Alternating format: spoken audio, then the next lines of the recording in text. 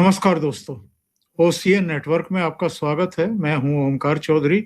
मेरे साथ कोलकाता से जुड़ गए हैं वरिष्ठ पत्रकार पंकज विश्वास। पंकज जी, बहुत स्वागत है। नमस्कार। पंकज जी, जो ट्रेंड है, दोनों दिन जो मतदान हुए हैं उसके जो वोट ऑफ परसेंटेज है, लोग जिस तरीके से वोकल हुए हैं, वो जो बता रहे हैं कि उन्होंने किसको वोट किया है, किसको विदा करने के लिए इस बार मुहिम छेड़ी है। जो एग्जिट पोल है, जो बीजेपी के दावे हैं, टॉप लीडरशिप के दावे हैं, वो एक तरफ, जो नेशनल मीडिया है उसका आकलन एक तरफ, और ममता बनर्जी और टीएमसी के दावे ये दूसरी तरफ। ममता बनर्जी ने आज भी टीएमसी के कार्यकर्ताओं को संबोधित करते हुए दो तीन बातें कही हैं। उन्होंने कहा है कि लंबी लड़ाई के लिए तैयार रहिए, मानसिक तौर पर लंबी लड़ाई के लिए तैयार रहिए। दूसरे, उन्होंने कहा कि एग्जिट पोल क्या कह रहे हैं वो छोड़ दीजिए, ये निवेशकों के लिए, ये फलाने के लिए, ये ढिमकाने के लिए होते हैं। हकीकत ये है कि हम 200 सीटें जीत करके फिर से सत्ता में वापसी करने के लिए तैयारी कर रहे हैं और हमारा फीडबैक यही है। आप तो बिल्कुल जिसको कहते हैं हृदय स्थल पर बैठे हुए हैं, तो आप बताइए इस समय कलकत्ता का भी और पूरे बंगाल का भी मूड क्या है। और जब हम बात कर रहे हैं, रिकॉर्डिंग कर रहे हैं, ठीक 48 घंटे बाद तक तो मुझे लगता है कि बहुत कुछ पता लग चुका होगा, कारवां लुट चुका होगा जिसका लुटना होगा, और जिसकी सत्ता आनी होगी उसको भी पता चल चुका होगा और जश्न शुरू हो चुका होगा। इधर या उधर आपका कुल मिलाकर के करीब करीब 36 घंटे 48 घंटे बाद क्या आकलन है पूरे माहौल को देखते हुए। और ये जो कॉन्फिडेंस, इसको आप फेक कॉन्फिडेंस कह लीजिए या कुछ भी, जो ममता बनर्जी की तरफ से आखिरी समय भी दिखाया जा रहा है। सर, आपने बहुत सारे सवाल एक साथ किए। मैं एक एक करके उनका प्रश्न का उत्तर देता हूँ। पहला बात कि ममता बनर्जी का कॉन्फिडेंस और ममता बनर्जी किस तरीके से बिहेव कर रही है। सर, ममता बनर्जी अगर इतनी ज्यादा कॉन्फिडेंट है तो वो क्यों कह रही है कि जहां पर 200-500 से बीजेपी जीतेगी वहां पे पुनर्गणना के लिए आप लोग आवेदन कीजिएगा। अगर वो इतनी ज्यादा कॉन्फिडेंट है तो क्यों कह रही है कि भोर 5 बजे जाके पहले एकदम सामने जाके बैठे। इससे पहले 2021 और 2024 में ममता बनर्जी ने बोला था शांतिपूर्ण तरीके से खेला हो गई, एकदम टेंशन मत लीजिए। दैट मीन्स कि कहीं ना कहीं ममता बनर्जी 2021 और 2024 में प्रिपेयर्ड थी। इस बार उनके साथ क्या खेला होने जा रहा है इसके लिए वो प्रिपेयर्ड नहीं है। और एक मैं आपको अपडेट देता हूं जो अभी थोड़ी देर पहले मेरे पास आया है कि जो मतगणना होगा उसके लिए टीएमसी ने अपने पार्टी के तरफ से राजीव कुमार को स्पेशली अपॉइंट किया है। ये वही राजीव कुमार है जो ममता बनर्जी के बहुत खास थे। अभी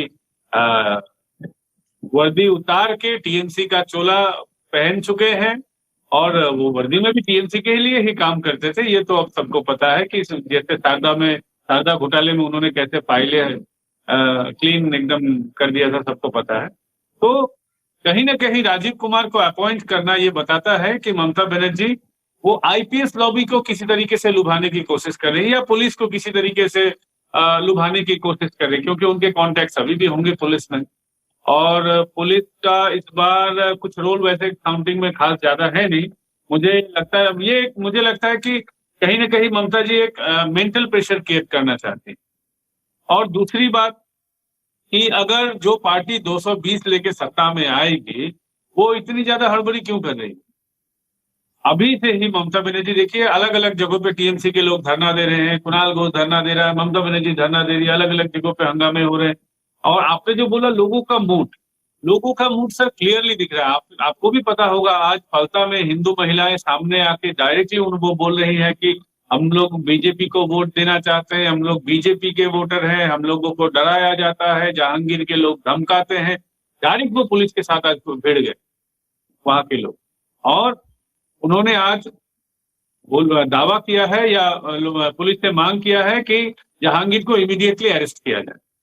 हालांकि जहांगीर प्रत्याशी है, एक प्रत्याशी को गिरफ्तार करना सच में मुझे पता नहीं ये कितना सही रहेगा, लेकिन फिर भी अगर कोई डरा रहा है, धमका रहा है, वो खुद को बताता है मैं पुष्पा हूँ, अरे वो खुद को गुंडा बताता है, और एग्जैक्टली वो धमका भी रहा है।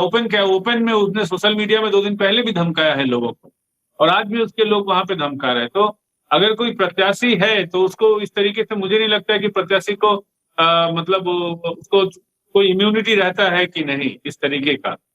तो और एक अपडेट है सर कि हर जिले में टीएमसी ने ऑब्जर्वर, काउंटिंग के लिए ऑब्जर्वर नियुक्त किया है, और वो लोग बोल रहे हैं कि 5 बजे से पहले किसी तरीके से काउंटिंग टेबल को नहीं छोड़ना है।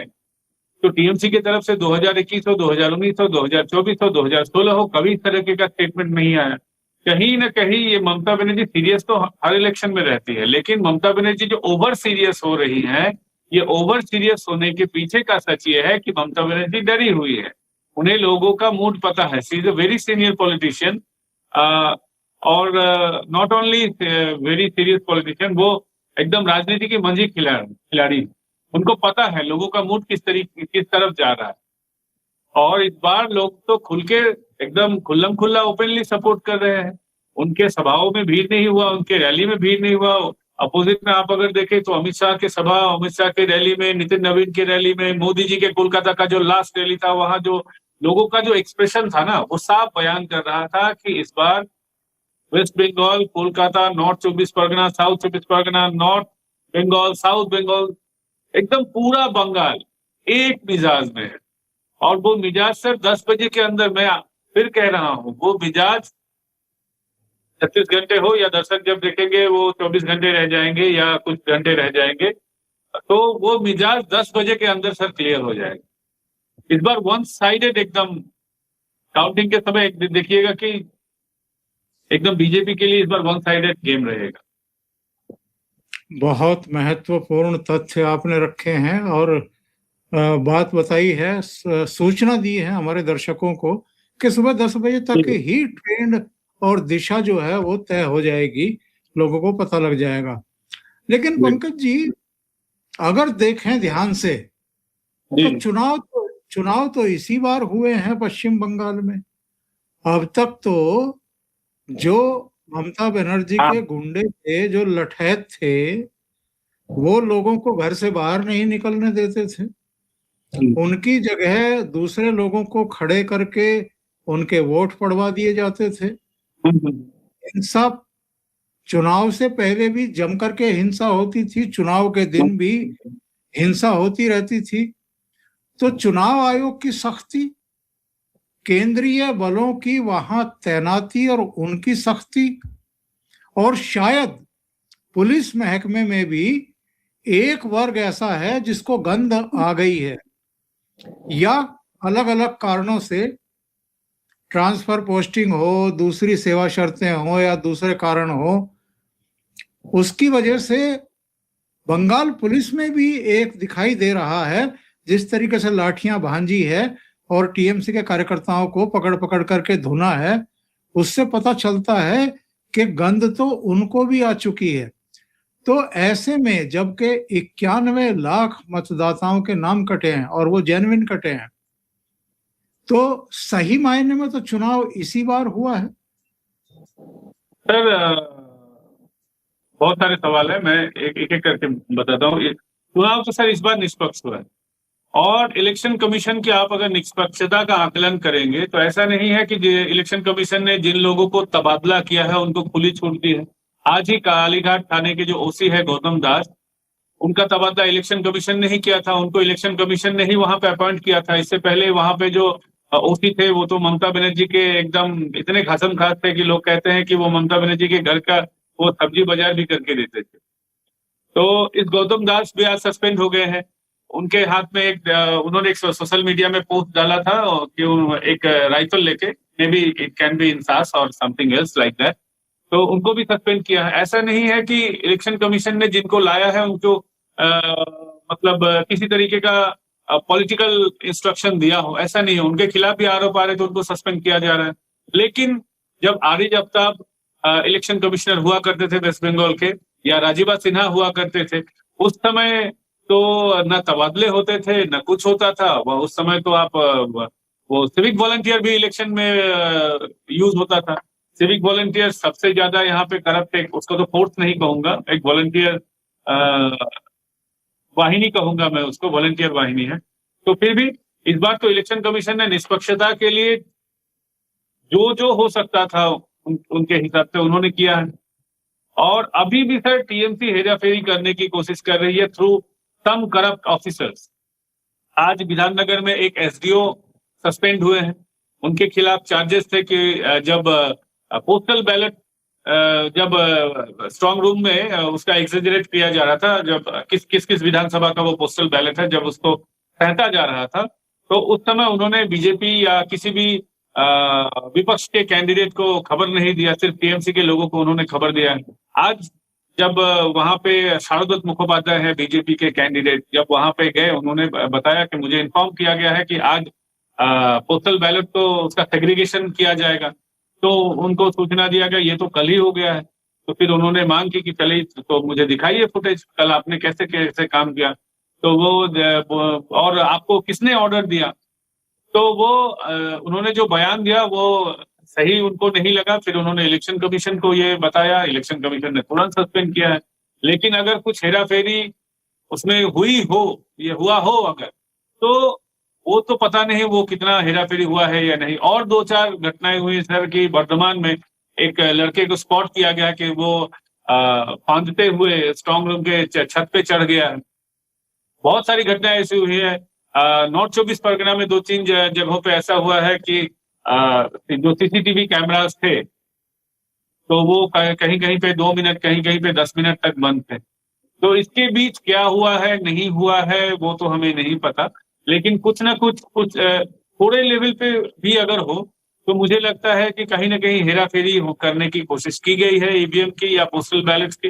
ममता बनर्जी ने भी बोला है कि पोस्टल बैलेट को नहीं छोड़ना है। और पोस्टल बैलेट के बारे में आपको बता दो, ये ममता बनर्जी का पहले से टारगेट था।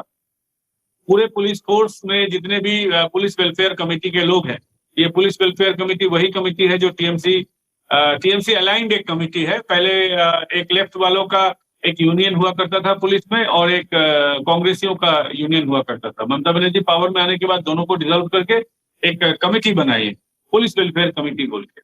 लेकिन ये पुलिस वेलफेयर कमेटी जो है ये कोई वेलफेयर का ना काम नहीं करती, ये सिर्फ टीएमसी के लिए वेलफेयर का काम करती है, पुलिस के लिए नहीं। तो उनका फतवा था कि पोस्टल बैलेट में सिविक वॉलंटियर हो या किसी भी पद का पुलिस हो, उनको टीएमसी के फेवर में वोट करना है। अब लोगों ने सुना है, पुलिस के लोगों ने या नहीं सुना है वो तो मुझे पता नहीं, वो तो बाद में पता चलेगा। लेकिन उन्होंने भरसक प्रयास किए हैं कि पोस्टल बैलेट को रीग किया जाए। अब पोस्टल बैलेट को रीग करने की जरूरत क्या है?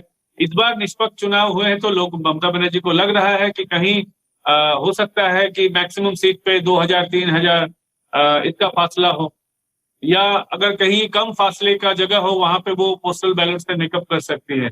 तो वो भरसक प्रयास कर रही है अभी भी कि किसी तरीके से इस प्रोसेस को रिग किया जाए। लेकिन वो कितना कर पाई है ये तो अब कुछ घंटों की बात है, वो पता चलेगा। मुझे लगता है पंकज जी कि अब तो सुप्रीम कोर्ट भी इनकी रग रग से वाकिफ हो चुका है और चूंकि रिवीजन के काम में लगी हुई मशीनरी को सुप्त कर दिया था, धीमा कर दिया था, इसलिए तब सुप्रीम कोर्ट को जुडिशियरी के लोगों को लगाना पड़ा, पश्चिम बंगाल के, उड़ीसा के, झारखंड के लोगों को बुला करके उस काम में लगाना पड़ा। और आखिरी दांव आजमाने के लिए फिर सुप्रीम कोर्ट पहुंच गई। इस बार कपिल सिब्बल के जरिए चैलेंज करवाया कि जो केंद्रीय कर्मचारी लगाए जा रहे हैं मतगणना में, सुपरवाइजर के पद पर, असिस्टेंट के पद पर, इसको भी चैलेंज करने के लिए पहुंच गई।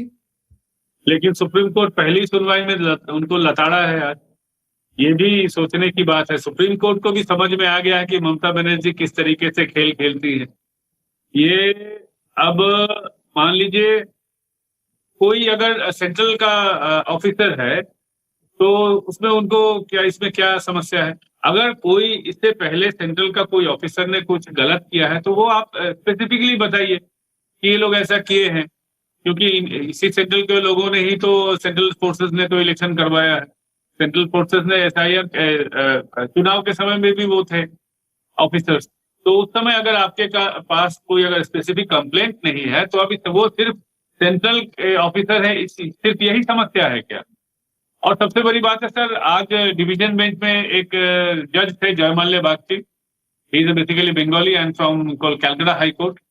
तो जयमाल्य बागची साहब तो रग रग से वाकिफ है टीएमसी किस तरीके से, उनके फेलो जो विचारपति थे यहाँ पे, कलीग थे, उनको किस तरीके से इन लोगों ने परेशान किया है। तो यहाँ तो हाई कोर्ट के जज के फैमिली को बुला लिया जाता है इन्वेस्टिगेशन के लिए, और वो किस तरीके का एकदम फेक केसेस पे, जो केसेस पे उनको बुलाया गया, एक ही दिन बुलाया गया, उसके बाद उनके नाम पे ना चार्जशीट बना ना वो केस आगे हुआ। तो ये डराने धमकाने का जो मामला है वो तो उनको पता है। और सबसे बड़ी बात है कि देखिए सर, हर बात पे ये कोर्ट में चले जाते हैं। ये कोर्ट में इसीलिए जाते हैं क्योंकि उनको पता है कि अगर स्टेट ऑफिसर्स इसमें इन्वॉल्व नहीं होंगे तो उनको इलेक्शन प्रोसेस को रीक करने में या हाईजैक करने में उनको बड़ा मुश्किल होगा। अब तो जहाँ पे स्ट्रांग रूम है वहां पे चोर घुसाने पड़ रहे हैं इनको। चलो ईवीएम उठा लो, ईवीएम तोड़ फोड़ कर, वैसे मुझे एग्जैक्टली जानकारी नहीं है कि वर्धमान में क्या हुआ है, लेकिन सर सोचिए कि सिक्योरिटी फोर्सेस के होने के बावजूद अगर कोई वहां पे चढ़ जाता है, अगर सिक्योरिटी ब्रीच होता है, तो अकॉर्डिंग टू मी ये नहीं होना चाहिए। बिल्कुल सही बात कह रहे हैं। अभी अभी सूचना मिल रही है कि इलेक्शन कमीशन 165 अतिरिक्त काउंटिंग ऑब्जर्वर बंगाल भेज रहा है। 165 एडिशनल एक्स्ट्रा काउंटिंग ऑब्जर्वर भेज रहा है। ये बड़ी खबरें हैं और ऐसा लगता है कि इलेक्शन कमीशन को भी ये अंदाजा है, जिस तरीके से ममता बनर्जी कह रही हैं कि रात के चाहे 2 बज जाएं, जब तक मुख्यमंत्री की तरफ से ना कहा जाए आप कोई भी अपनी टेबल नहीं छोड़ेंगे। और ये जो एक ये और बयान आया है कि लंबी लड़ाई के लिए मानसिक तौर पर तैयार रहें, इसका क्या मतलब है? जरा इसको डिकोड करिए सर। इसका मतलब समझाऊं? मैंने पहले शो में इस चैनल पे जब मैं पहली बार आया था, मुझे याद है कि मैंने बताया था आपको सुकांतो मजूमदार वाला मामला। ये एक्चुअली ये मैं एक एग्जांपल के तौर पे आपको समझाता हूँ। 2024 में बालूरघाट जो क्षेत्र है वहां से बीजेपी के प्रत्याशी थे, बालूरघाट कॉन्स्टिट्यूएंसी से सुकांतो मजूमदार, जो अभी केंद्र में मंत्री है, शिक्षा प्रतिमंत्री। वहां पे रात 12 बजे तक काउंटिंग हुआ और सुकांतो मजूमदार के जो एजेंट थे, काउंटिंग एजेंट, उन्होंने रात 12-1 बजे तक टेबल नहीं छोड़ा था। ये इतना स्लो वहां पे वोटिंग मतलब काउंटिंग करवा रहे थे कि, और अंदर खाना भी नहीं पहुंचने दे रहे थे, खाना पानी वगैरह। ये चाहते थे कि ये लोग भूख से हो, प्यास से हो, किसी तरीके से टेबल छोड़कर भाग जाए और अपने तरीके से कुछ भी ये लोग लिख देंगे। और आपको पता है कि ममता बनर्जी ने आज बोला है कि हो सकता है कि आपका जितना नंबर आए वो बीजेपी के नंबर पे चढ़ा दिया जाए। तो ममता बनर्जी तो सर यही करती आ रही है। सुकांतो मजूमदार 18,000 वोट से वो जीत चुके थे, उनको फिर लॉस्ट दिखाया गया था। फिर सुकांतो मजूमदार ने अपना पावर का यूज किया, उन्होंने किसी को फोन किया, बीजेपी के सेंट्रल किसी मिनिस्टर को, फिलहाल मैं नाम नहीं बताना चाहूंगा पूरा मामला, मैं मोटे मोटे तौर पे आपको समझाना चाहता हूँ। फिर उन्होंने किसी तरीके से बात को सुलह करवाई, फिर 18,000 से जीते सुकांतो मजूमदार को 8,000 वोट से फिर विन दिखाया गया। तो यहाँ किस तरीके का घपला जो ऑफिसर्स होता है वो करता है, वो ममता बनर्जी को पता है। अगर वो कर सकते थे कोई और भी कर सकता है। करेगा ये मैं नहीं कर रहा। मैं इलेक्शन कमीशन मानता हूं कि इलेक्शन कमीशन इस बार 100% निष्पक्ष है, क्योंकि किसी के ऊपर भी अगर एक बिंदु का आरोप आ रहा है, थोड़ा भी आरोप आ रहा है, और आरोप में जस्टिफिकेशन होना है। ऐसा नहीं कि मैंने कह दिया कि वो आदमी ये कर, ऐसा नहीं। उसके पक्ष में कुछ होना चाहिए, प्रूव होना चाहिए। तो इलेक्शन कमीशन तो किसी को भी सस्पेंड कर रहा है। तो ममता बनर्जी को पता है कि यहाँ इलेक्शन प्रोसेस में क्या क्या हो सकता है, इसलिए वो डरी हुई, इसलिए बोल रही है कि रात 2 बजे तक भैया अगर काउंटिंग हो तो तुम रहना, अगर स्लो काउंटिंग कहीं पे होगा तो वहां पे तो रहना जरूरी है। और ममता बनर्जी, अगर होता क्या है सर, मकड़ी जाल बुनते बुनते मकड़ी को पता है कि उसमें किस तरीके से फंस सकता है, वो खुद भी फंस सकता है उस पर, इसलिए ममता बनर्जी बोल रही है, क्योंकि बहुत कुछ होता है वहां। वहां सामने कौन बैठेगा, पीछे कौन बैठेगा, कितना दूर में अगर एजेंट को बैठाया जाए कि वो उसको सही से दिखेगा नहीं, बहुत तरीके का खेल होता है काउंटिंग में।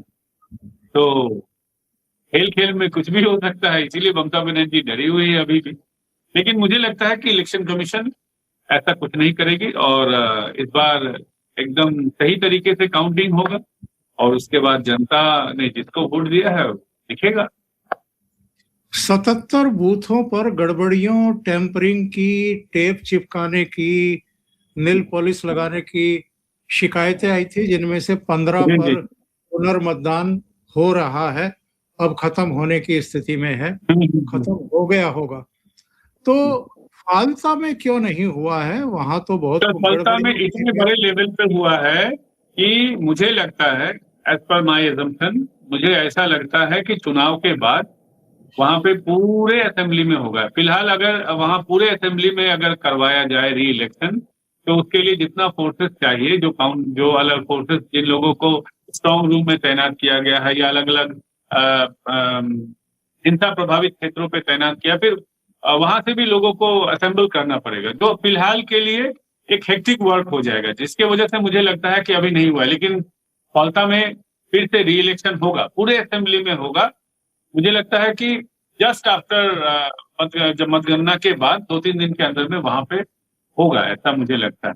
और 165 पर्यवेक्षकों को छोड़ के भी पुलिस ऑब्जर्वर भी 77 नियुक्त किए गए हैं, काउंटिंग ऑब्जर्वर को छोड़ के भी। जी जी जी, यानी किसी भी तरह की गड़बड़ी करने की कोशिश की गई, हंगामा करने की कोशिश की गई, किसी तरह का दृश्य उत्पन्न करने की कोशिश की, तो चुनाव आयोग उसके लिए भी कमर कस के तैयार बैठा हुआ है। बहुत बहुत धन्यवाद पंकज जी, जुड़ने के लिए, इतना समय निकालने के लिए और बहुत महत्वपूर्ण सूचनाओं को अपडेट करने के लिए। Thank you so much. Thank you. नमस्कार।